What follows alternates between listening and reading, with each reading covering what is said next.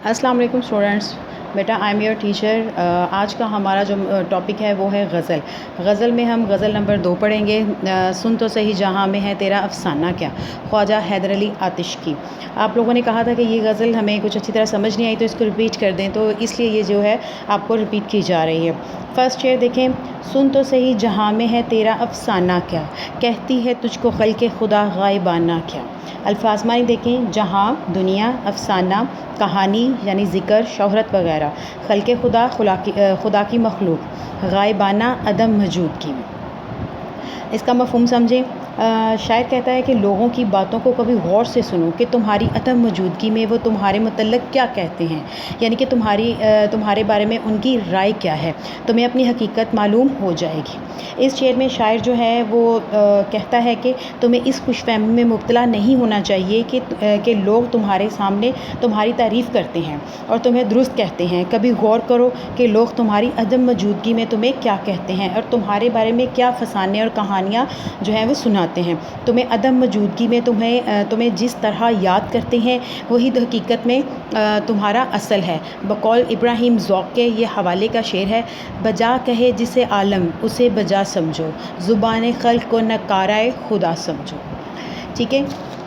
अब इसमें मज़ीद इसको बढ़ाते हुए हम कहते हैं कि शायर कहता है कि गौर से सुनो कि लोग तुम्हारे पीठ पीछे तुम्हारी तारीफ़ करते हैं या तुम्हारी बुराइयां करते हैं या तुम्हारे ऐब निकालते हैं। अगर वो तुम्हें पसंद करते हैं, तुम्हारी तारीफ़ करते हैं, तो समझो कि तुम मंजिल को हासिल कर चुके हो। अगर तुम्हें वो बुराई करते हैं तुम्हारी, तो इसका मतलब यह है कि तुम अपनी इस्लाह करो, तुम अपने रवैये पर गौर करो और देखो कि क्या तुम्हारा रवैया कैसा है, जिसकी वजह से लोग तुम्हारे पीछे जो है वो किस्से कहानियाँ तुम्हारी अदम मौजूदगी में सुनाते हैं।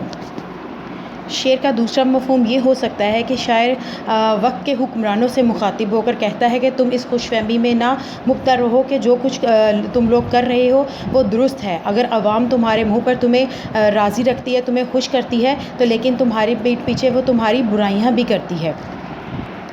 कभी गौर से सुनो कि मखलूक़ खुदा पीठ पीछे तुम्हारे बारे में क्या कुछ कहती है और तुम्हें किस तरह याद करती है।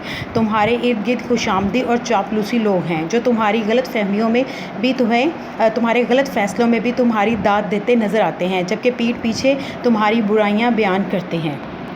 क्योंकि इंसान का गायबाना तारुफ़ ही उसकी असल में हकीकत की अक्कासी करता है।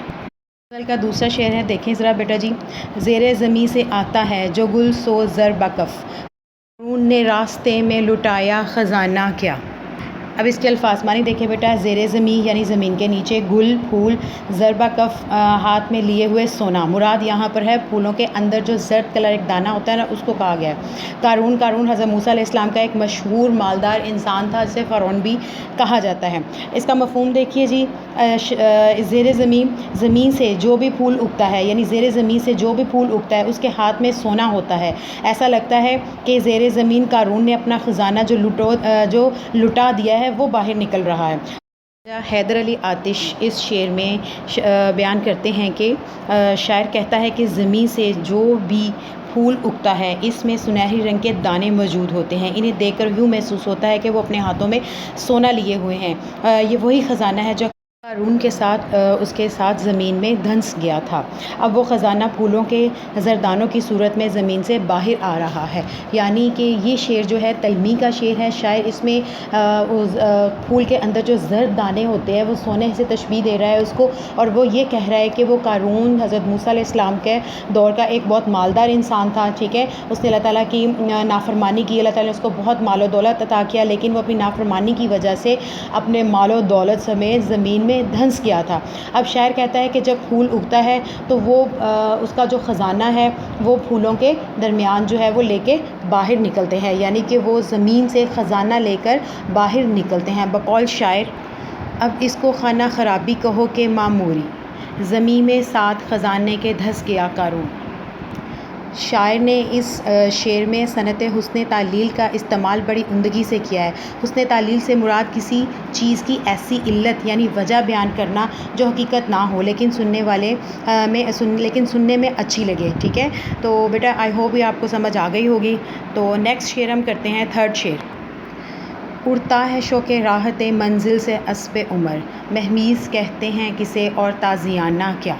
اس کے الفاظ معنی دیکھیں، اڑتا، تیز رفتار دوڑنا، شوق راحت منزل یعنی منزل کی طرف جانے کا شوق، منزل پر پہنچ کر آرام اور سکون حاصل کرنا، اسب عمر یعنی عمر کا گھوڑا، تیز عمر کا گھوڑا کی تیز رفتاری، مہمیز کہتے ہیں گھوڑ سواری کے اوپر جو کیل لگا ہوتا ہے اس کے گھوڑے کو تیز کرنے کے لیے گھوڑ سوار جو ہے وہ اس کو استعمال کرتا ہے، یعنی ایڑی لگانا، ٹھیک ہے، یہاں پر مراد ایڑی لگانا ہے یعنی اس کو حرکت دینا ہے۔ تازیانہ کہتے ہیں کوڑے کو، جو گھوڑے کو مارا جاتا ہے جس سے گھوڑا تیز ہوتا ہے۔ اب اس کا مفہوم دیکھیے گا، عمر کا گھوڑا منزل پر پہنچ کر آرام و سکون کے شوق میں برق رفتاری سے دوڑ رہا ہے، یعنی کہ عمر کا گھوڑا چاہتا ہے کہ ہم تیز رفتاری سے جائیں اور اپنی منزل پر پہنچ کر سکون حاصل کریں، دوڑتا رہے، اور اسے کسی مہمیز اور تازیانے کی ضرورت بھی نہیں ہے، اور وہ اس تیز رفتاری اور برق رفتاری سے بھاگ رہا ہے کہ اسے کسی کوڑے کی ضرورت نہیں ہے اور نہ ہی اسے اس کی حرکت کو تیز کرنے کے لیے گھوڑ سوار کو ایڑی لگانے کی ضرورت ہے۔ تشریح دیکھیں بیٹا جی، اس شعر میں شاعر انسان کی زندگی اور عمر کا ایک برق رفتار گھوڑے سے تشبیہ دی ہے، یعنی کہ عمر کو اور انسان کی زندگی کو ایک برق رفتار گھوڑے سے تشبیہ دی ہے، یعنی عمر ایک تیز رفتار گھوڑے کی مانند ہے جس کے ساتھ ساتھ اس کی منزل ہے، اور وہ انتہائی تیز رفتاری سے اپنی منزل کو پانے اور اسے حاصل کرنے کی دھن میں اس کی جانب دوڑتا جا رہا ہے۔ اس کی منزل موت کے سوا اور کیا ہو سکتی ہے؟ عموماً گھوڑ سوار گھوڑے کو تیز دوڑانے کے لیے مختلف حربے استعمال کرتا ہے، کبھی اس کو چابک لگاتا ہے، کبھی اس کو ایڑی لگاتا ہے، یا کبھی کچھ اور طریقہ استعمال کرتا ہے، لیکن یہ عمر کا گھوڑا اتنی تیز رفتاری سے چل رہا ہے، ہماری زندگی کا گھوڑا اتنی تیز رفتاری سے گزر رہا ہے کہ اس کے سوار کو کچھ کرنے کی ضرورت ہی نہیں پڑتی، اس گھوڑے کو خود بڑا شوق ہے کہ وہ جلدی سے اپنی منزل پر پہنچے اور وہاں پر آرام کرے۔ یہ گھوڑا منزل کے شوق میں اتنا تیز دوڑ رہا ہے کہ تیز رفتاری اس کے پاؤں زمین پر نہیں لگ رہے، گویا اسے پر لگ گئے ہوں، اور یہ اڑتا جا رہا ہو، کوئی اسے روک بھی نہیں سکتا۔ سفر کی مصیبتوں اور صعوبتوں کے بعد منزل پر پہنچ کر جو راحت اور خوشی اور آرام اور سکون ملتا ہے، اس راحت خوشی کو پانے اور اسے حاصل کرنے کے لیے وہ شوق اور جستجو میں خود بخود دوڑتا چلا جا رہا ہے۔ ایک اور شعر میں خواجہ حیدر علی کہتے ہیں کہ گھبرائے کہ یہ کہیں کہ مر جائیں گے، مر کے بھی چین نہ پایا تو کدھر جائیں گے۔ مرزا غالب بھی زندگی کے اس تیز رفتار عمر کا جو گھوڑا ہے اسی سے تشبیہ دیتے ہیں اور کہتے ہیں کہ نہ تو اس کی لگام ہمارے ہاتھ میں ہے اور نہ ہمارے پاؤں رکاب میں ہے، یعنی کہ ہم اس کو کنٹرول نہیں کر سکتے کہ جب چاہیں اسے روک لیں۔ امید کرتی ہوں اسٹوڈنٹس کہ آپ کو یہ سمجھ آ گئی ہوگی۔ آج ہم اس کے پہلے 3 اشعار جو ہیں وہ کر رہے ہیں، نیکسٹ ٹائم انشاءاللہ ہم اگلے والے 3 اشعار جو کریں گے۔ اوکے بیٹا، اللہ حافظ۔